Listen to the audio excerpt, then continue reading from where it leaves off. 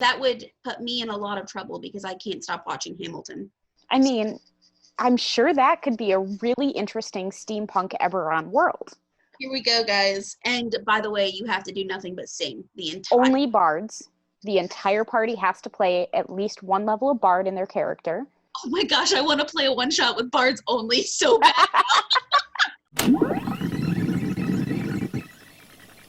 Good morning, good afternoon, good evening, guys. Thank y'all so much for listening in to another episode of the Forever DM. Today we have Breanna. Thank you so much for being here. Thank you for having me. I'm excited for this. First question first, how long have you been DMing? I started DMing when I was 21, so approximately 12 years ago. And it was just because someone that I was playing games with told me that they wouldn't run a game in my absolute favorite world. It was their philosophy that if your players know more about the world than you, they can't run it for you because they're always going to be second guessing what you say. So he told me, if you want a game run in that world, you have to run it for me. So that's how I started DMing. That sounds like a terrible outlook from that other DM, though. I think he had a point, though, because if your players are that invested in a world, they are always going to feel like they know the story of it already. And it's hard for a DM to tell a story if the players think that they know the story. I guess it's very, I could see that if it was like a module. Was it like operating in the Feywild, or it was like running Curse of Strahd? It was the world of Dragonlance. I don't know if you're super familiar with that one. I'm a D&D baby, and I'm still learning all the things. So Dragonlance is a series of books that came out of some D&D modules back in the 80s. I think they're celebrating like 35 years or something. But the modules that originally started it became a series of books and then spawned hundreds of novels. You can play in the modules, but there's also books available so you can create your own stories in that world. And I had been begging him to run any kind of campaign in that world. But he was like, I don't know the world. I don't know how the magic works. I don't know those gods. And you're always going to question what I say. I would think that would come down to, because I think when it comes to D&D, there's no way, like you're never going to know all the things. You're never going to know all the things. There needs to be some kind of either spoken or unspoken agreement between the DM and the players.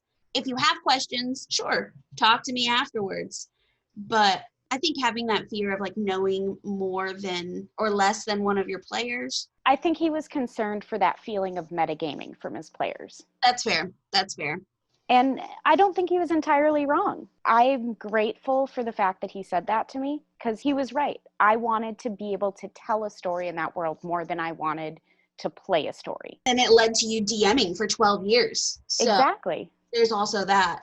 When it comes to metagaming, I will sabotage the whole mission. If I think that there's even a hint that I might be metagaming, I'm like, I'll tank it. I'll tank the whole thing. I will make sure that I do not metagame. I will self-sabotage.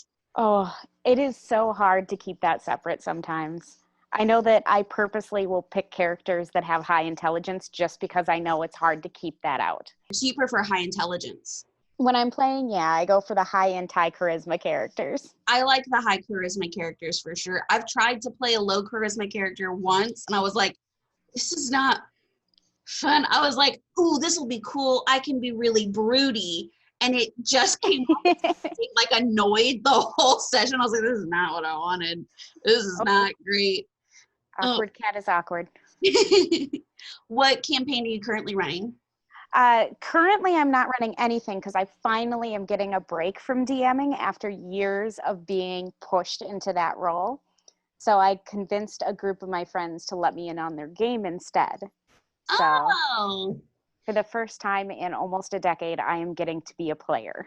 That's so exciting. That's kind of what we did with our Clash of Quests campaign. So we have 6 players, but we also have 6 DMs. Oh, I love that concept. So each player takes a level. You run a module that, lasts between so many sessions. And while you're DMing, your character is just an NPC.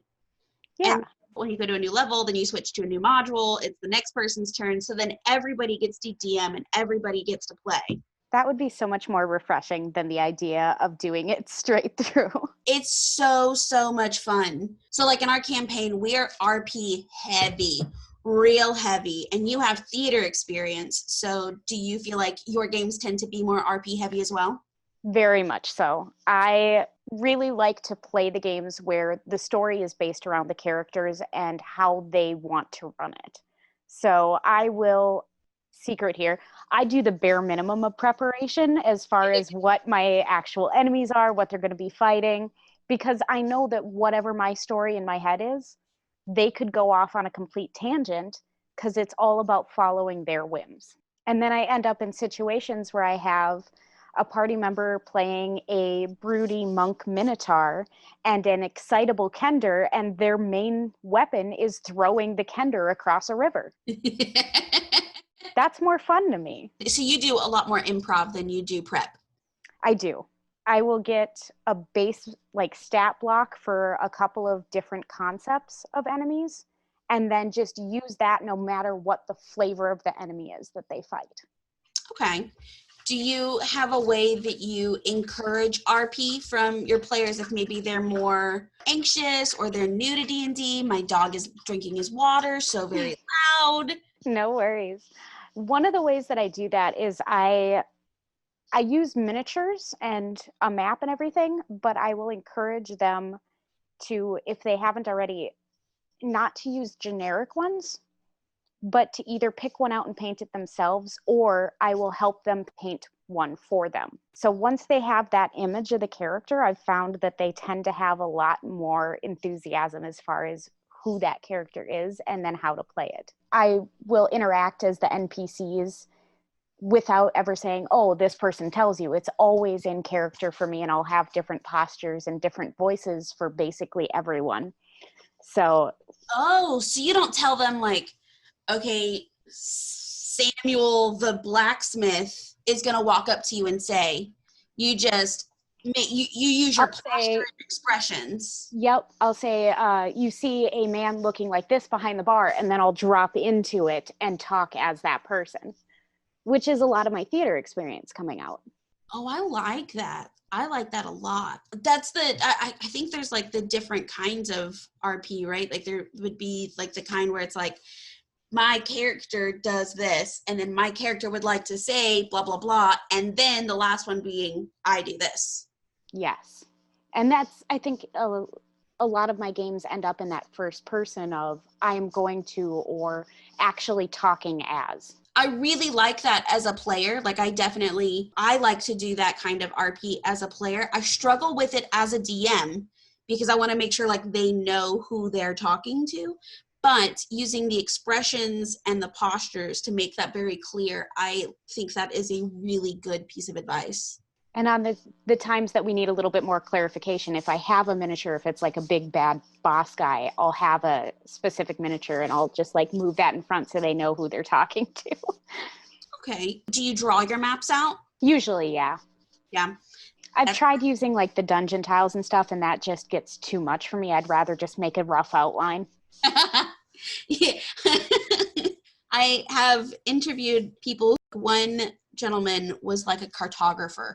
His map was insane. And then another gentleman did, like, he made all of his pieces. And so his map was like all 3D. I draw my maps and my trees always look like penises every time. I do a rough outline of the room. If there's any major obstacles, I'll put them in there, and that's enough. Use your imagination for the rest.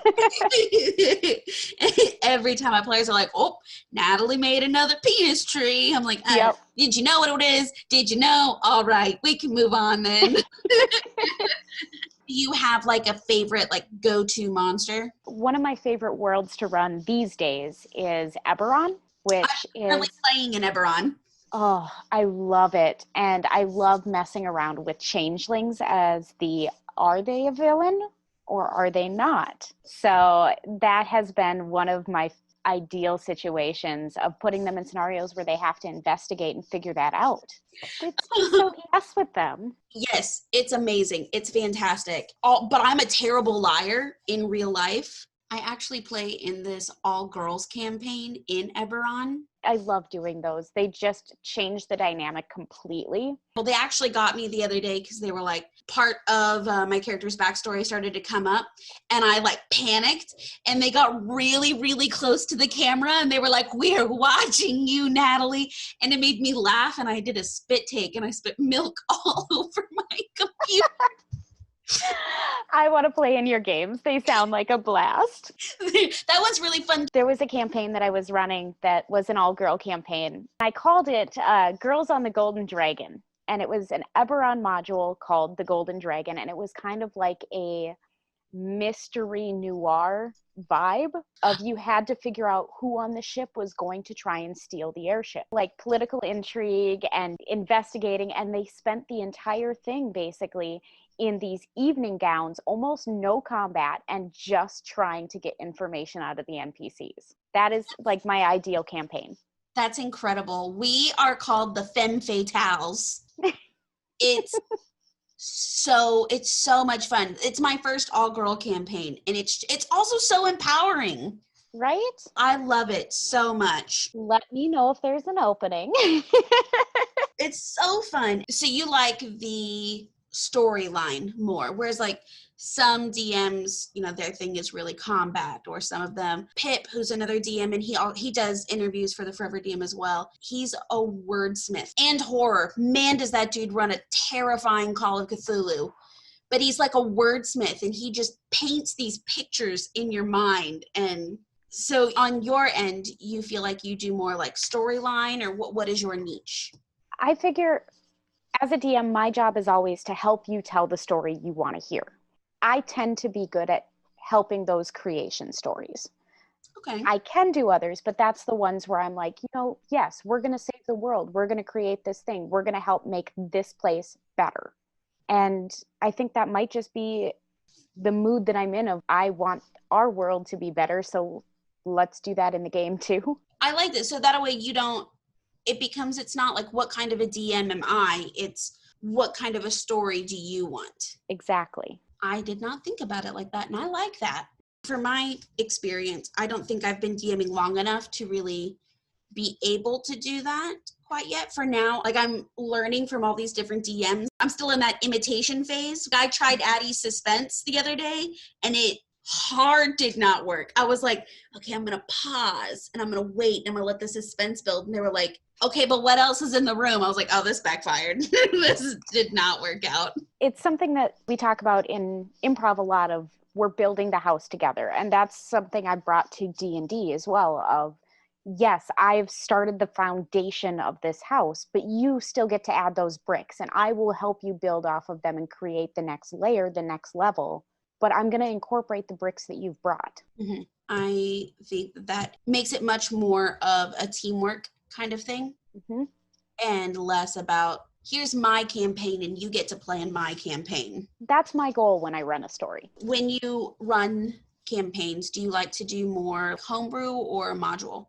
I know you said you like Eberron, but you can still like homebrew your own stuff in Eberron. I like to take a pre-made world, but I run a story all of my own. And often I'll take a module as a starting place just to get the group together. So like, I love getting like those level 1 to 3 modules to start off, but then I'll take those players to level 20 with those characters. Because all you need is that starting point, and from there, they'll tell you where they want the story to go. I like that. You can take them outside that module and just keep going with it. Exactly. Because once they finish whatever that first adventure is, they now have this magic item that they don't know where it was created, or they now have this part of their backstory that you can delve further into. You've discovered things about them as you went that you can use as little plot points for the next story. I probably should have started with something like that. Like, here's a little baby module. Let's dip our toes in and see how that. No, I didn't though. I didn't, because, those new DM mistakes. So I was like, 8-party campaign. Oh, and we're doing Curse of Strahd. That's a fun story, though. I love it so much. I do. I really love Curse of Strahd, but I do think initially I bit off more than I could chew in the beginning. We're managing, like we made it through the tough little bits. But in the beginning, I had to read the player's handbook and a good chunk of the DM guide and all of Curse of Strahd before we could even start the campaign. Well, and this isn't how I would have DM'd when I first started, because then I was very much like, I need to read all of these stat blocks and know how all of these spells work before we can play next week. I was super by the rules, by the book. I couldn't deviate one bit when I started. It's something that does evolve, as you were saying, like you learn from what you know in games. Yeah, I definitely have learned a lot more about that. And I was a real heavy prepper in the beginning. I'm still a little bit, I think it's different when you do a module versus when you do homebrew. Homebrew, I think, is possible to improv so much more. In a module, it's already laid out. Mm-hmm. It's already done, you know, all of the rooms and all, which I think made that the hardest book in the world to read, because it was like, here's a really cool bit of the story. Now read the description for the next 76 rooms. Another thing I found that helps when you're doing those homebrews is having backup modules that you can pull pieces of. I will have a module that has a dungeon in it that I can be like, okay, you guys want to go explore a dungeon? I can steal this one from a campaign that I did 10 years ago.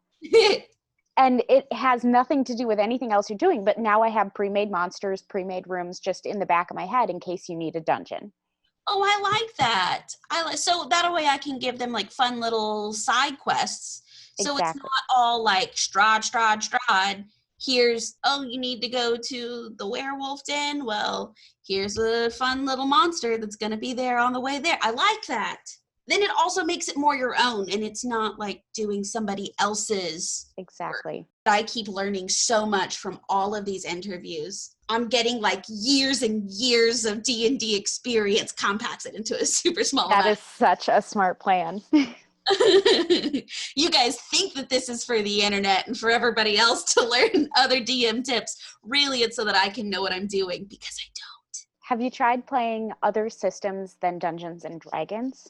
I have played 3 systems now. Now, mind you, like my whole D&D career started in January.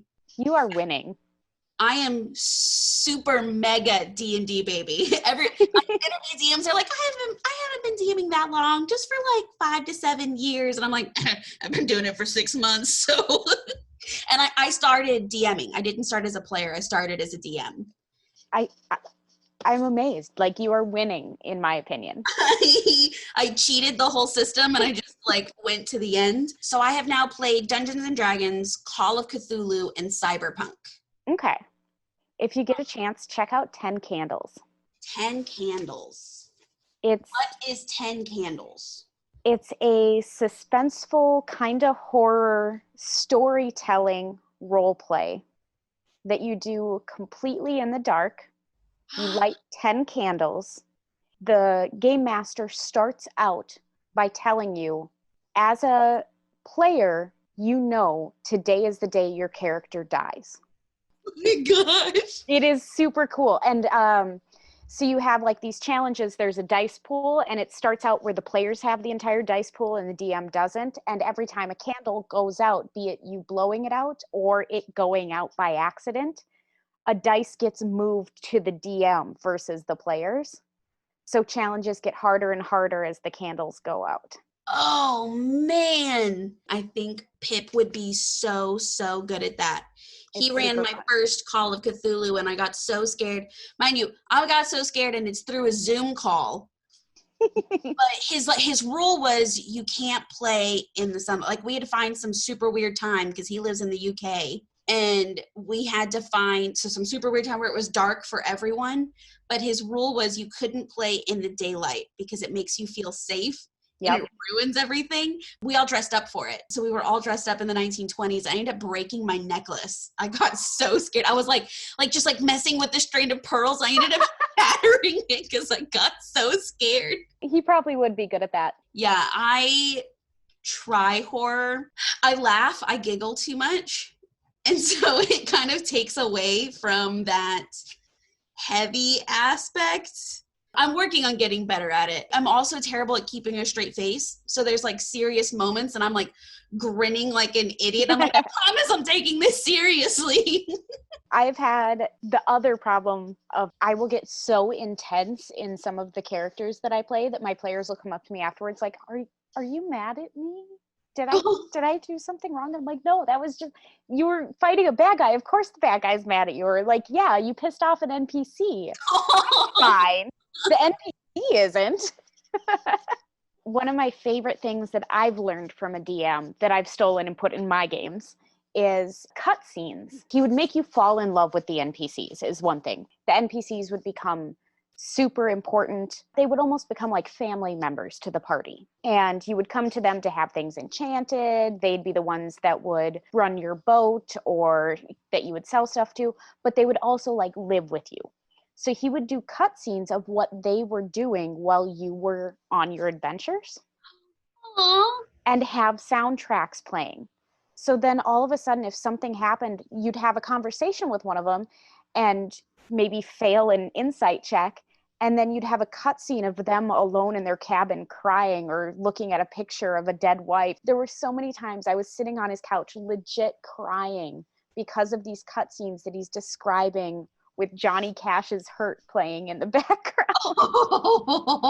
Yep. It was super intense and wonderful. And I didn't realize how much adding life to those NPCs would invest my characters in the story. Mm-hmm. I like that, like getting them really attached to the NPCs. Something fun I've done in more horror campaigns is a Deus Ex Machina card where I'll give players at the start an option between a super powerful object or a Deus Ex Machina card. And if they take that, they have an opportunity at any point to play this card. The DM I'll get them out of the situation they're in a way of my choosing. So it becomes almost like a backup camera scene in a movie. I just describe what happens to get them out.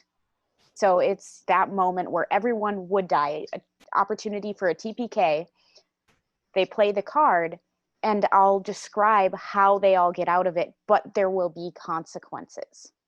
So a player might lose a leg, or one of them might end up owing a favor to a demon, or like some big lasting consequence for using it. But DM saves them from that moment. Come here, my little babies. Exactly. That's really cool. That's unique. I've never heard of something like that. It's kind of a fun way to give them the opportunity to risk more going into those crazy situations, mm-hmm. knowing that they can get out of them if it really comes down to it, and knowing that they may end up with major life scars because of it. It gives more character to them. Do you think that it kind of emboldens them? I think so. Or at least the people who pick that tend to be emboldened by that, because that's not their only option. They can also pick, like, I've done like legacy items that'll grow with them, or I tend to give them something powerful at the start of the campaign like that. Do you homebrew those items? Yeah, and I'll customize them to the character. When I do legacy items, it tends to be something that a parent had given them or they had found in their backyard or something, but I'll pair it with dreams of the original owner. And every time that they do a certain thing that they don't even realize what it is, it'll unlock the next level of that item. Can you give like an example? So there was a character playing a wizard. She was playing a very odd type of wizard, like specializing in these like knowledge-based spells, like divinity and oracle type spells. And every time that she succeeded on a check on a new person to look into their mind, it would unlock the next level of the item. Ooh. So this witch's hat is what the item ended up being, had been handed down, and the item would give her heightened abilities to see into dreams, which isn't an ability in D&D as it's really written, but she could basically dream walk by the time she had it fully leveled up. That's really cool. I really like the idea of leveling an item with them. Yeah. In our games, we don't do racial bonuses anymore. It's kind of unfair to be like, all tieflings are charismatic. And so we did away with that. And instead you get 4 points to use wherever you want. I like that a lot. Yeah. So we did away with That's also kind of like a big point that we want to make with Clash of Quests is we're 6 people who live all over the world. We've never, like, mostly have never met. Only one of us have met, and it's me and another guy who lives where I live. Nobody else has ever met before. So we kind of want to show, like, in a time where it's very like us versus them, Mm-hmm. you can find similarities, and you can find people that, you know, there's no reason that people have to be so exclusive. I love that. It's a big point that we're trying to make. Whether people watch is a completely different thing, but Do they still get the like racial abilities that would go with whatever they're picking? It's just the stats? we did do that because we determined that's more along the lines of like DNA and genetics. Yeah. So yeah, we do still do like dark vision, and I play a tiefling, so we still did like the hellish rebuke and things like that. But we just did away with like the attributes. We also do a feat on creation. Oh, I like that. So that way you can kind of customize them a little bit more and make them your own. I appreciate that because I've been playing since 3rd edition. That was one of the things that I did miss as the editions changed, was there was so much customization available in 3 and 3.5 that got lost along the way. And it's slowly coming back to 5th edition, but it's taking time for it to be as varied as it was. And I'm not saying 3 or 3.5 is in any way better, because it had its own set of problems by far. 5e is far improved in my opinion. But there is a little bit more of a cookie cutter feel that didn't exist in 3.5. A lot of people, like, if they talk about previous editions, they talk about 3.5. Yep.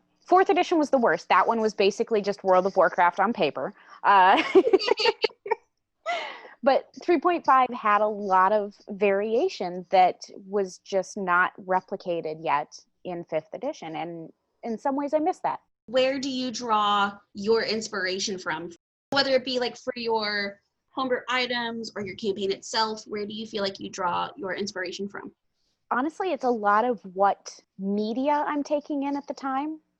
Because I'll read a book and it'll have nothing to do with D&D, and I'll be like, you know what, this concept in this book sounds really cool. I wonder if I could create an item that replicates this ability that this person had in a book.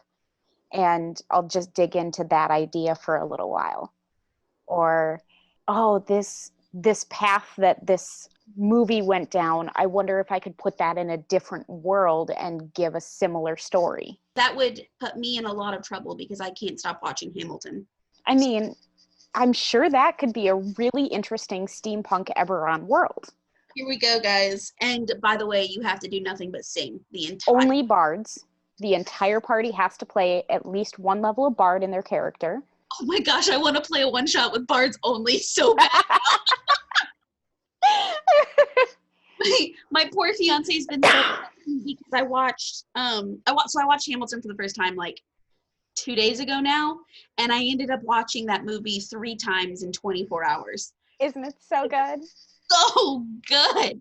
And it's also like playing all the time now, so if I'm not watching the movie, I'm listening to the soundtrack, which is pretty much watching the movie. Right. And he's like, do you mind? Can you stop? Like, I can't stop. I'm like, no. I'm like laying there in bed and the songs are playing in my head. And I'm like, I've got to go to sleep. I'm going to be one of those that like rearranges my whole living room so I can learn the choreography because it's quarantine. And what else will I do? What else do you expect from me? I mean, you wouldn't believe how much I've knit since quarantine started. I understand. This is it. This is what I do. D&D has completely consumed me for months now, for so many months. I have learned how to garden. I bought a KitchenAid and I have been knitting. I basically turned into a grandma. That's okay. Your cats will will love those sweaters that you knit them.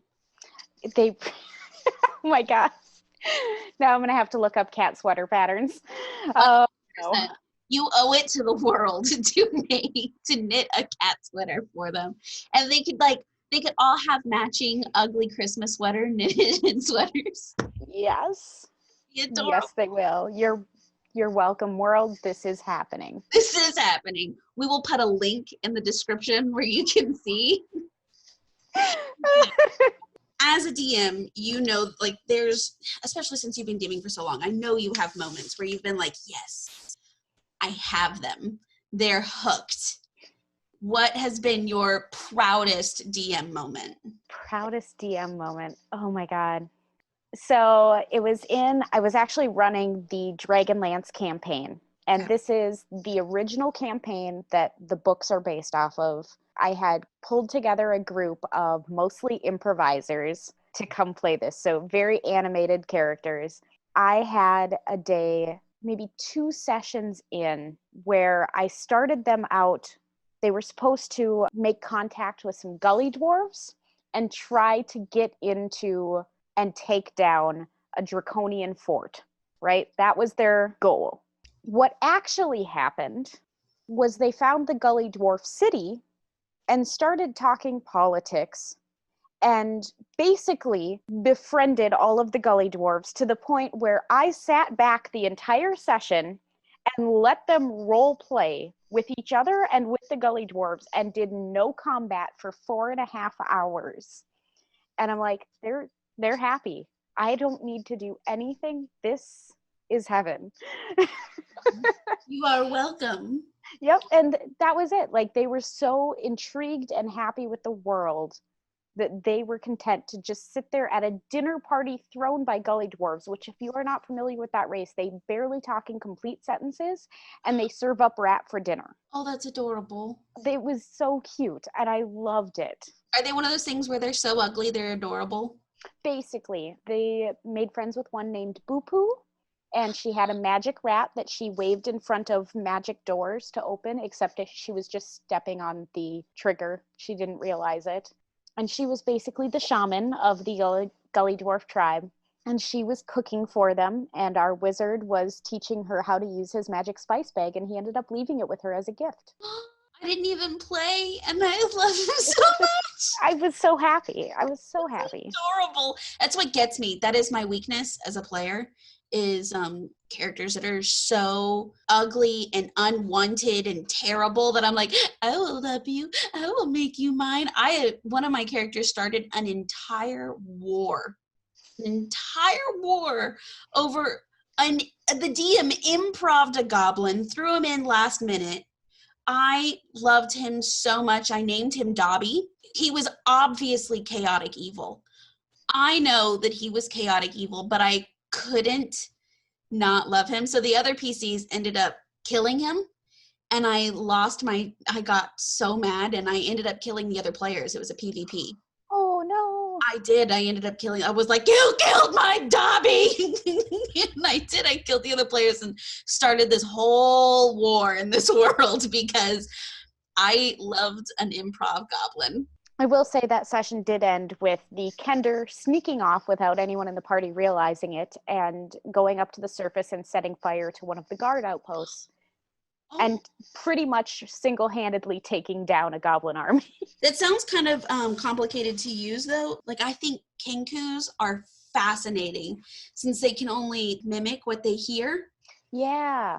But that sounds so freaking hard to play. Yeah. I love the idea of it, but I'm just kind of like, I'll go over to the Aarakocra. But if it can be operated, like, I mean, I did watch it I've seen, like, clips in Critical Role because I think it's in campaign 2 and I haven't seen campaign 2 yet, but it was adorable. It was so cute. But I guess that's what happens when you get a bunch of voice actors. They can make those really complicated things amazing. Right. Amazing. And I'm just like, I'll live vicariously. I'm just gonna watch this one. If you could recommend a book, a movie, and a TV series. Okay. For a TV series, I would definitely say The Expanse. That is one of my go-tos right now. It feels like watching a D&D party come together for the first time and figure out how to not kill each other. And I love it. In a spaceship, of course. Of course. For a book, I have too many books. I have to pick just one book. I'll give you 2. I would say Ready Player One. Oh, okay. Yep. And Wanderers by Chuck Wendig, I think is his last name. Okay. Yeah. I didn't know that Ready Player One was a book first. Yes, it was. And it's very, very different and so much better. Aren't they always? The movie, this is one of the few that I would say the movie was a really, really good adaptation. It kept the flavor of the characters really, really well, but changed a lot of the details of the story. That's interesting. And it was in a way that made it fresh for the nerdy folks that were watching it, so that all of the challenges were something that you didn't expect. Like, the challenges were set up the same, but the challenges themselves were all different in the book, if that makes sense. I haven't seen or read Ready Player One. Oh, gotcha. But I always get so nervous when you find out that it's a book adaptation. I always get my hopes so high, like Ender's Game. That was horrible because that did the opposite. That kept the story the exact same, but changed the character relationships. Remad. I'm remad. I made myself remad. I hated it. I hated it so much. It's like my favorite book of all time, and they just destroyed the movie. Ruined it. You can't see my face, internet, but I'm raging. What was the last thing? A movie? Movie. Moana.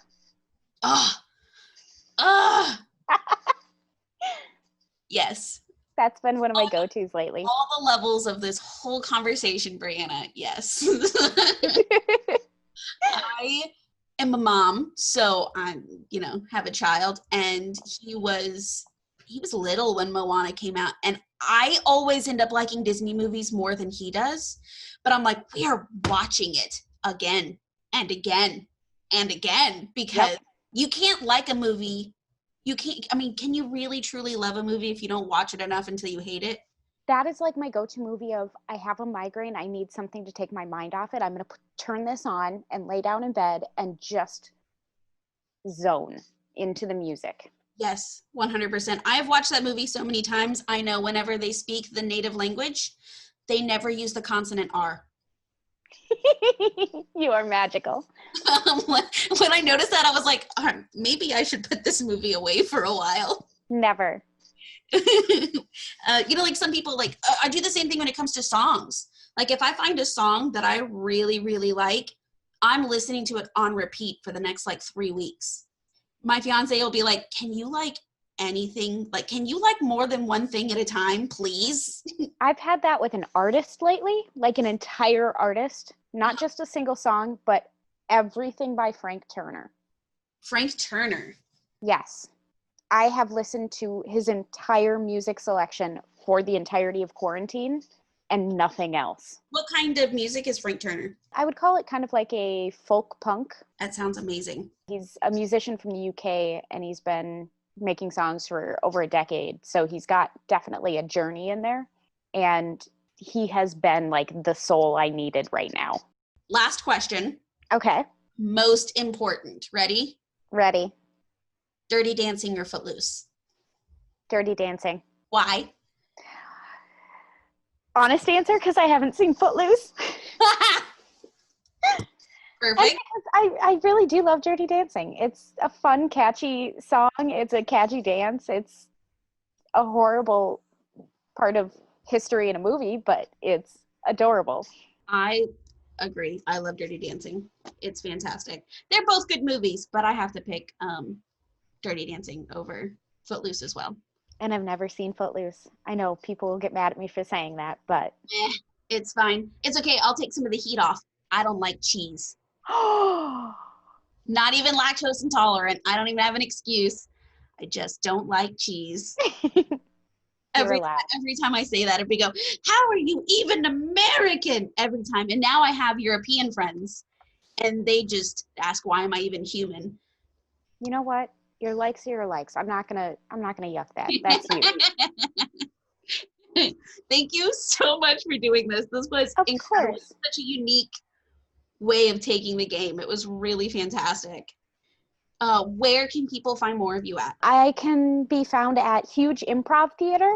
We are not open physically right now, but we have a YouTube channel. You can subscribe and watch videos of our shows there. We have some from before we closed, and we are producing new material online. So check us out there. Oh, what a challenge. Create it all online now. Exactly. Awesome. Thank you so much again for doing this. Thank you guys, everybody, for listening in. You can catch Clash of Quests every Saturday live on twitch.tv/Clash of Quests. Thank you so much for listening. And don't forget, Nat 1s are just as fun as Nat 20s.